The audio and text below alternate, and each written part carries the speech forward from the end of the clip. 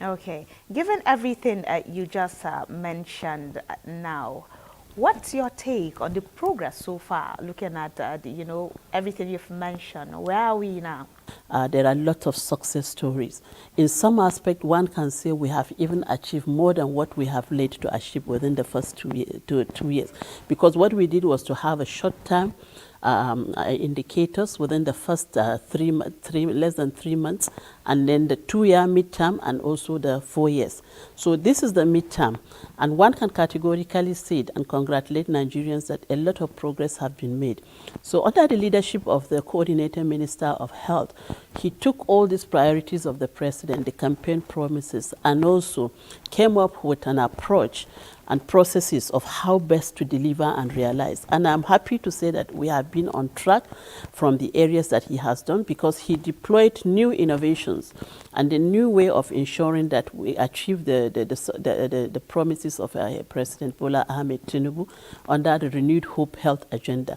So he came up with what he called the sector-wide approach, and also the National Health Sector Investment Initiative, which galvanizes all existing efforts and bring all efforts together in terms of resources, human resources, financial resources, political commitment, not only at the national level, but sub-national level, including all donor support and development partner support under one umbrella to deliver. And he prioritized also under the 4 areas what is called the population health, the security aspect of it, the presidential health value chain, unlocking that, and also other aspects of partnership, and then healthcare delivery.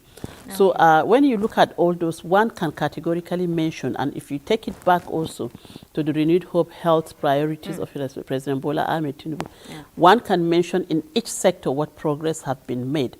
So the first the president did that time was to ensure that all subnational governance, the government, aligned with his priorities. And that was what he launched, if you recall, as early back as December 2023, where all the governors signed a compact agreement, which is an agreement that they've aligned with the priorities, and they've aligned to align all resources, and also committed to ensure that they also deliver along with the president at the subnational level.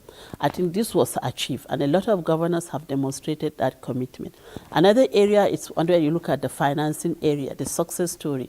Immediately, His Excellency President Bola Ahmed Tinubu expanded the national health insurance coverage for Nigerians by increasing also the basic health care funding, which has been in the pipeline since 2018 and has been operational. But what he did was to increase and boost that basic healthcare funding, which comes from our 1% consolidated revenue fund. Yes, so that was expanded, and the whole idea is to increase the coverage of healthcare for vulnerable people, and also the vulnerable fund. So which means from 8,000 PHCs that we've had in the past 2020, as of 2023, to increase it to realize the double it to up to 16,000 by 2014. And I'm glad to mention that over 1,000 primary health care facilities, as of today we are talking, they have been rehabilitated, they are functional, in the words of Nigeria, in each local government of the Federation. And over 5,000 are also in the pipeline at different levels of completion.